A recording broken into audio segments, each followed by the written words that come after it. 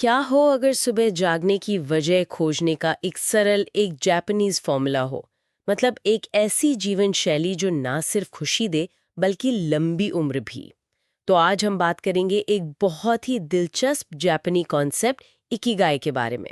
ये idea Hector Garcia और Francesco मिरालिस की एक किताब से है और हमारा मकसद ये समझना है कि कैसे उद्देश्य, जुनून और समाज के लिए योगदान को मिलाकर एक लंबा और खुशहाल जीवन जिया जा सकता है। बिल्कुल। और ये कोई दूर की आध्यात्मिक बात नहीं है। हम जापान के ओकिनावा द्वीप के लोगों के बारे में बात करेंगे, जिसे अमर लोगों की भूमि भी कहते हैं। हाँ, मैंने सुना है वहाँ 100 साल से ज्यादा उम्र के लोग दुनिया में सबसे ज्यादा हैं। जी। तो हम देखेंगे कि वो अपनी जिंदगी में इकिगाई को कैसे उतारते हैं और हम उनसे क्या सीख सकते हैं।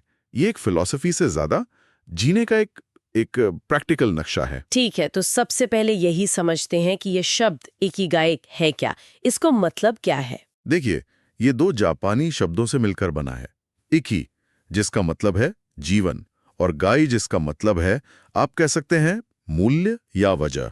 तो जीने की वजह। हाँ, सीधे शब्दों में जीने की वजह या वो कारण जिसके लिए आप हर सुबह बिस्तर से उठते हैं।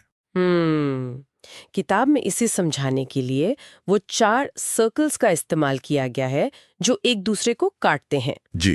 पहला है वो काम जो आपको पसंद है, दूसरा वो काम जिसमें आप अच्छे हैं, तीसरा जिसकी दुनिया को जरूरत है। और चौथा जिसके लिए आपको पैसे मिल सकते हैं। और कहा जाता है कि जहां ये चारों मिलते हैं वहीं आपकी इकिगाई है। सही कहा। और यही वो बात है जो इसे सिर्फ अपने जुनून को फॉलो करो वाली सोच से अलग करती है। हाँ, ये सुनने में तो बहुत अच्छा लगता है, लेकिन क्या असल जिंदगी में ये चारों मंडलियां इतनी आसानी से मिलती हैं? मुझे लगता है ज्यादातर लोग, मतलब वो जो चौथा सर्कल है जिसके लिए पैसे मिल सकते हैं, उसी में फंस कर रह जाते हैं। बहुत अच्छा सवाल है, और ये बिल्कुल सच है। किताब ये नहीं कहती कि ये एक दिन में मिल जाएगा। ये एक खोज है, पर वो एक शिक्षक का उदाहरण देते हैं। अच्छा। सोचिए, एक टीचर है जिसे पढ़ाना पसंद है। ये हो गया पहला सर्कल। हम्म। वो मुश्किल विषयों को आसानी से समझा सकता है, मतलब वो इसमें अच्छा है। दूसरा सर्कल, ठीक है। समाज को शिक्षित नागरिकों की जरूरत है। तीसरा सर्कल, और उसे इस काम के लिए वेतन मिलता है। चौथा सर्कल, तो वो व्यक्ति अपनी इकिगाई जी रहा है। एकदम। जरूरी नहीं कि काम बहुत बड़ा या ग्लैमरस हो, जरूरी है कि ये चारों तत्व उसमें मौजूद हों। यह एक बहुत ही प्रैक्टिकल तरीका है इसे देखने का। तो ये सिर्फ एक एहसास नहीं है, बल्कि एक संतुलन है। चलिए अब उन 10 नियमों पर आते हैं जो किताब में बताए गए हैं। मुझे लगता है कि यहीं से लोगों को असल में कुछ ठोस आइडियाज मिलेंगे। पहला नियम है सक्रिय रहें, कभी रिटायर ना हो। हाँ, और ये हमारी रिटायरमेंट की पूरी सोच पर ही सवाल उठाता है। सही बात है। ओकिनावा में रिटायरमेंट जैसा कोई शब्द ही नहीं है। उनका मानना है कि जब तक आप स्वस्थ हैं, तब तक आपको वो काम करते रहना चाहिए जो आपको पसंद है और जिससे आपको उद्देश्य मिलता है। ये बात सोचने वाली है क्योंकि हमारे यहाँ शहरों में तो रिटायरमेंट का मतलब अक्सर सब कुछ बंद कर देना होता है। एक एक पहचान का संकट खड़ा हो जाता है। बिल्कुल। शायद यहाँ संदेश ये नहीं है कि 60 के बाद भी ऑफिस जाते रहें, बल्कि ये कि अपनी पहचान सिर्फ अपनी नौकरी से ना जोड़ें। सही पकड़ा आपने। कोई ऐसा शौक या काम जिसे कोई हमेशा करना चाहता था, वो रिटायरमेंट के बाद का इकिगाई बन सकता है। जैसे बागवानी करना या समुदाय के लिए कुछ करना। कुछ भी, कुछ लिखना, कोई कला सीखना। किताब में एक 92 साल के माली का जिक्र है जो हर दिन अपने बगीचे की देखभाल करता है, इसलिए नहीं कि उसे करना पड़ता है, बल्कि क्योंकि उसे खुशी मिलती है। हाँ, वही उसका इकिगाई है। तो सक्रिय रहना दिमागी और भावनात्मक सेहत के लिए जरूरी है। लेकिन ओकिनावा के लोग सिर्फ लंबे समय तक काम ही नहीं करते, उनकी शारीरिक सेहत का भी एक बड़ा राज है और वो उनके खाने की मेज पर छिपा है। जब मैं नियमों को पढ़ रही थी तो एक नियम मुझे बहुत अजीब लगा, अपना पेट पूरा न भरें। हाँ, हाँ। हम तो यही सुनते आए हैं कि जी भर के खाओ। ये 80% वाला नियम क्या है? इसे जापान में हरा हची बू कहते हैं। एक बहुत पुरानी कहावत है। इसका मतलब है अपना पेट सिर्फ 80% भरो। मतलब? जब लगे कि बस पेट भरने वाला है तभी रुक जाओ। बिल्कुल। इसके पीछे का विज्ञान भी काफी मजबूत है। हमारे दिमाग तक ये सिग्नल पहुंचने में लगभग 20 मिनट लगते हैं कि हमारा पेट भर गया है। 80% पर रुकने से हम ज्यादा खाने से बच जाते हैं। और किताब इसे सीधे तौर पर लंबी उम्र से जोड़ती है ना? हाँ, बिल्कुल।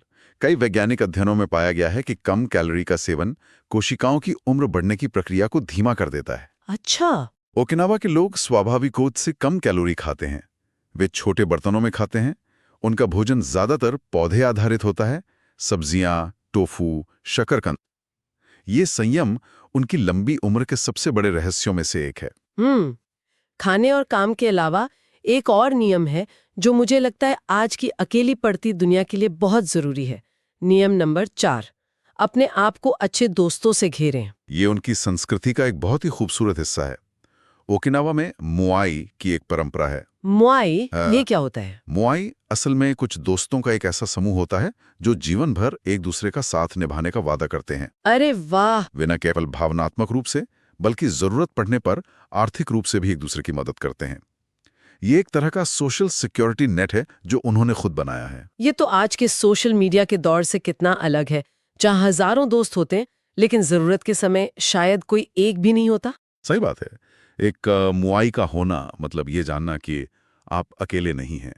मजबूत सामाजिक बंधन तनाव को कम करते हैं और खुशी को बढ़ाते हैं। ये नियम दिखाता है कि इकिगाई सिर्फ व्यक्तिगत खोज नहीं है, ये समुदाय के साथ जुड़ने के बारे में भी है। किताब में कुछ और भी नियम हैं जो बहुत सरल लगते हैं, पर शायद हम उन्हें रोजमर्रा की जिंदगी में भूल जाते हैं। जैसे प्रकृति से फिर से जुड़ें। हाँ, और इसके लिए कहीं दूर पहाड़ों पर जाने की जरूरत नहीं है।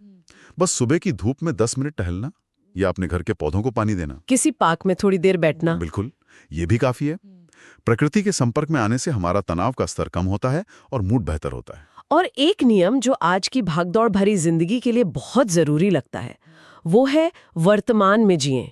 किताब कहती है कि मल्टीटास्किंग से बचें। ये सुनने में तो आसान है, पर करना उतना ही मुश्किल। बिल्कुल, और इसका एक छोटा सा प्रयोग कोई भी कर सकता है। बस अपना खाना बिना फोन या टीवी के खाएं। अच्छा, आप पाएंगे कि खाने का स्वाद भी बेहतर लगेगा और आप कम भी खाएंगे, क्योंकि आपका ध्यान पूरी तरह से खाने पे होगा। ये हाराहाची बो वाले नियम से भी जुड़ जाता है। मतलब ये सारे नियम आपस में जुड़े हुए हैं। हाँ, एक तरह से। तो हमने इन नियमों की बात की जो जीने का एक तरीका बताते हैं, लेकिन वापस उस बड़े सवाल पर आते हैं।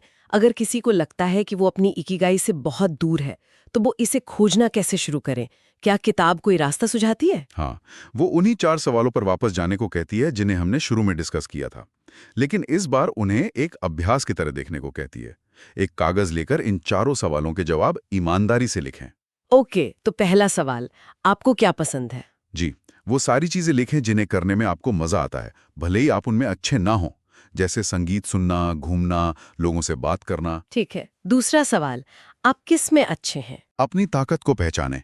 क्या आप समस्याओं को सुलझाने में अच्छे हैं? क्या आप एक अच्छे श्रोता हैं? या आपकी रचनात्मकता अच्छी है? तीसरा, दुनिया को क्या चाहिए? अपने आसपास देखें। लोगों को किन चीजों की जरूरत है? क्या उन्हें बेहतर शिक्षा चाहिए, या स्वच्छ वातावरण, या मानसिक स्वास्थ्य के लिए मदद? और आखिरी सवाल, आपको किसके लिए भुगतान किया जा सकता है? हाँ, आपके पास ऐसे कौन से कौशल हैं जिनकी बाजार में कीमत है? और फिर इन चारों लिस्ट को देखकर ये पता लगाने की कोशिश करें कि कहाँ-कहाँ चीजें एक दूसरे से मिल रही हैं। सही। हो सकता है आपको तुरंत जवाब न मिले, लेकिन ये अभ्यास आपको सोचने की एक दिशा देगा। हाँ, जैसे किताब में फिटनेस ट्रेनर का उदाहरण था। हाँ, उसे वर्कआउट करना पसंद है, वो लोगों को प्रेरित करने में अच्छा है, समाज को स्वास्थ्य के प्रति जागरूकता की जरूरत है, और लोग पर्सनल ट्रेनिंग के लिए पैसे देते हैं। बूम, चारों सर्कल मिल गए। ये उसकी इकिगाई बन गई। किताब में एक और बहुत दिलचस्प कॉन्सेप्ट है, प्रवाह यानी फ्लो की स्थिति। इसका क्या इकिगाई से संबंध है? फ्लो एक ऐसी मानसिक स्थिति है जिसमें आप किसी काम में इतने गहरे डूब जाते हैं कि आपको समय और अपने आसपास की दुनिया का एहसास ही नहीं रहता। अच्छा, ये तब होता है जब कोई चुनौती आपके कौशल के स्तर के बराबर होती है। न तो काम इतना आसान होता है कि आप बोर हो जाएं, और न ही इतना मुश्किल कि आप चिंतित हो जाएं। हाँ, हम सब ने कभी न कभी इसे महसूस किया है। जैसे कोई छात्र परीक्षा से पहले रात में पढ़ते पढ़ते इतना डूब जाता है कि उसे सुबह होने का पता ही नहीं चलता। बिल्कुल। या जब आप अपने किसी पसंदीदा काम जैसे पेंटिंग या बागवानी में लगते हैं तो घंटों बीत जाते हैं और पता ही नहीं चलता। एकदम, और यही फ्लो है। किताब कहती है कि जब आप अक्सर फ्लो की स्थिति का अनुभव करते हैं तो ये एक बहुत बड़ा संकेत है कि आप अपनी इकिगाई के रास्ते पर हैं या उसके बहुत करीब हैं। क्योंकि फ्लो तभी आता है जब आप वो काम कर रहे होते हैं जो आपको पसंद है और जिसमें आप अच्छे हैं। बिल्कुल। और फिर एक आखिरी शक्तिशाली विचार है काइजिन का। ये भी एक जापानीज अवधारणा है। हाँ, इसका क्या मतलब है? काइज़न का मतलब है निरंतर सुधार, लेकिन बड़े बड़े बदलावों के जरिए नहीं, बल्कि छोटे छोटे रोजाना के कदमों से। ये विचार बहुत शक्तिशाली है, क्योंकि ये बड़े लक्ष्यों को कम डरावना और अधिक प्राप्य बना देता है। अक्सर हम बड़े लक्ष्य तय करके उन्हें शुरू ही नहीं कर पाते। मतलब एक दिन में पहाड़ तोड़ने की कोशिश करने के बजाय रोज एक पत्थर हटाने पर ध्यान देना। एकदम सही। किताब में कुछ बहुत अच्छे उदाहरण हैं। अगर आप रोज सिर्फ 10 पेज पढ़ते हैं तो ये साल के अंत में लगभग 18 किताबें पढ़ने के बराबर है। अरे वाह! अगर आप रोज सिर्फ 20 मिनट पैदल चलते हैं तो ये आपको एक स्वस्थ शरीर की ओर ले जाता है। या अगर आप रोज सिर्फ 50 रुपए बचाते हैं तो साल के अंत में ये 18,000 रुपए से ज्यादा की बचत बन जाती है। ये तो छोटी छोटी बूंदों से सागर भरने जैसा है। बिल्कुल, और यही इकिगाई को पाने का तरीका है, छोटे लगातार कदम। तो कुल मिलाकर इकिगाई कोई रहस्यमयी मंजिल नहीं है जो एक दिन अचानक से मिल जाएगी। ये तो हर दिन उद्देश्य के साथ जीने की एक कला है।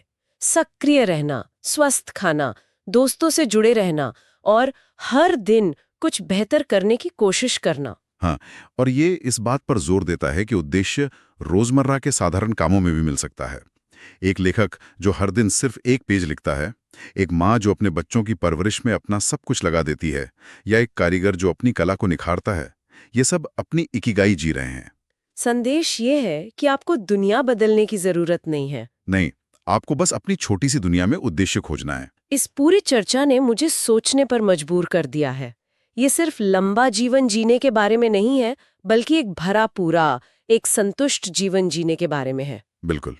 और इस पूरी चर्चा से एक महत्वपूर्ण सवाल उठता है जिस पर सोचा जा सकता है। इकिगाई का ये ढांचा उद्देश्य को इस बात से बहुत मजबूती से जोड़ता है कि किसी को किस काम के लिए भुगतान किया जा सकता है। लेकिन उस व्यक्ति के लिए इकिगाई कैसी दिख सकती है जिसका जुनून और समाज के लिए योगदान उसके पेशेवर जीवन से पूरी तरह से बाहर है। मतलब क्या कोई व्यक्ति एक ऐसी नौकरी कर सकता है जो सिर्फ बिलों का भुगतान करे और साथ ही एक अलग शक्तिशाली इकिगाई को केवल प्रेम और योगदान के लिए आगे बढ़ाए? और क्या इस दर्शन के अनुसार ये अभी भी एक संतुलित और उद्देश्यपूर्ण जीवन माना जाएगा?